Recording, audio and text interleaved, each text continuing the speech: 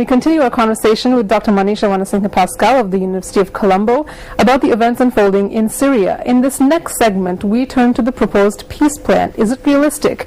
Will Syria comply? And what happens if it does not? How about regional forces? Issues that are taking place in Iraq, in Israel, of course, we can't ignore Lebanon, as you mentioned earlier, Turkey. How are these regional forces impacting the internal crisis that's going on?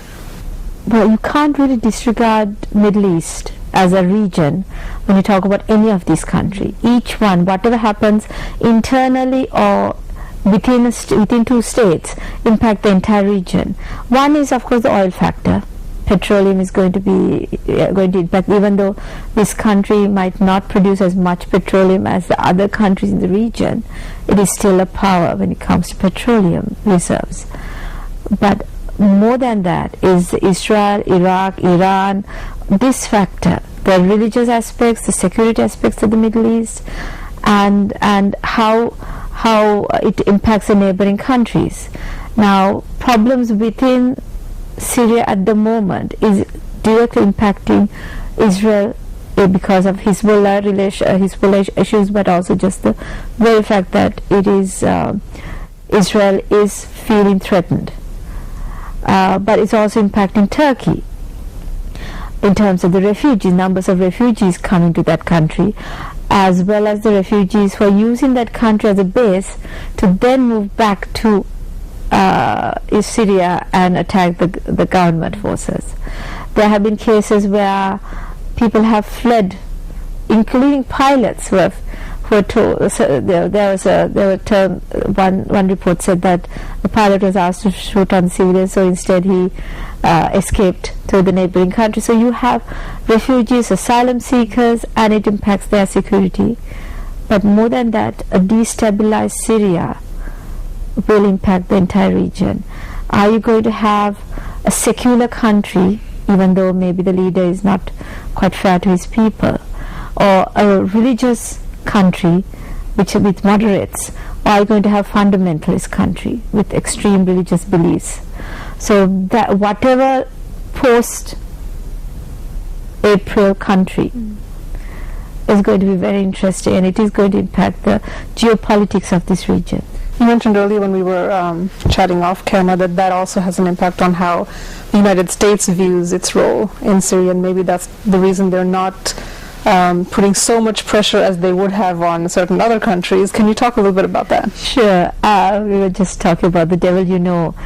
The current president, although not pro-US at all, is someone the US seems to have communication with and they can talk to.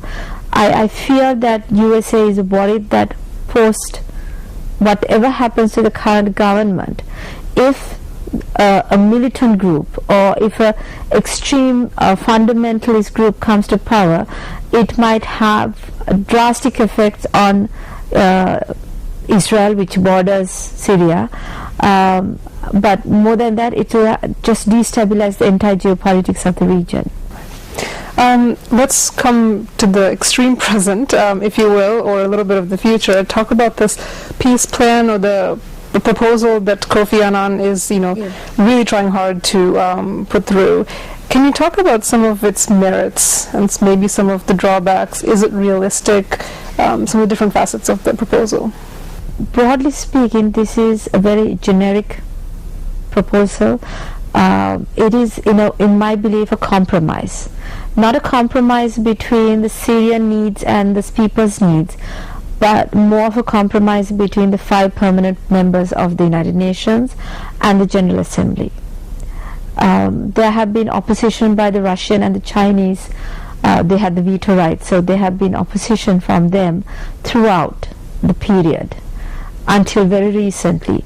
So what you have is a very watered down proposal for a ceasefire, and from moving on is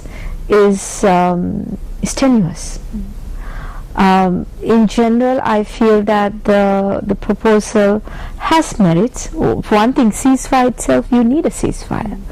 There has been bloodbaths every day. If you look at the daily lists of people who have died. It's 30 to 60 people every day, whether it's civilian or military, it doesn't matter, it's people. And there are estimates that 9 to 12,000 people have died so far, and you can't even call this a war. But there are also reports that say, okay, the government is saying that they're starting to draw down troops and so forth, but on the ground situation it doesn't seem so. It seems like it's escalating rather than a reduction of violence. So I mean, do you think this April 12th deadline is realistic at all? I'm not sure whether it's realistic or not. The current pressure being placed on the Syrian government is such that they might, even if it's a token, they might have to draw back. But it's like they're in a rock and a hard place. In one sense, they need to have their military presence to control the violence that the certain factions are using. They are using extreme violence, and the government has have acted in kind using extreme violence, as it appears. So they can't stop the violence, but at the same time, Kofi Annan is giving them an option, which they can bear at the moment, which they can, it's something that they can handle at this moment. So if they don't do it, I'm not sure what sort of sanctions will be implemented. I do know that if it's harsh sanctions, I'm sure Russia might oppose and not have it. It won't go through the United Nations. So do you think that they have that confidence in those countries, that they feel like sanctions won't really happen because they have the support of these powerful countries, so they feel like maybe they don't have to abide by anything the UN really says? Here's the problem. United Nations doesn't have to impose sanctions. If the EU, which majority of Syrian crude oil goes to the EU countries, and EU has already implemented certain sanctions, so EU putting sanctions on import of petroleum from Syria would have a drastic impact. You don't need to go through the United Nations for there to be any effect on that. The United Nations might put pressure, but this hard power tactics of sanctions can be done by individual countries coming to a decision. As a final question, if I could just broaden out into the region, it doesn't seem like it's good news coming out from the region, whether you talk about Iraq or Afghanistan, Israel, of course, Iran. I mean, do you see this escalating to a point where it's just going to go out of control with all these countries going into conflicts?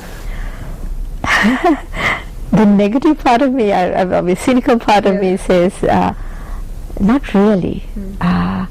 Whatever happens, the rest of the world, whether it's the Western countries, whether it's the Russian country, whether China, they are not going to let this place fall completely apart and let this area become failed states. They do need the resources as well as the regional impacts. There are too many complications if this region falls apart.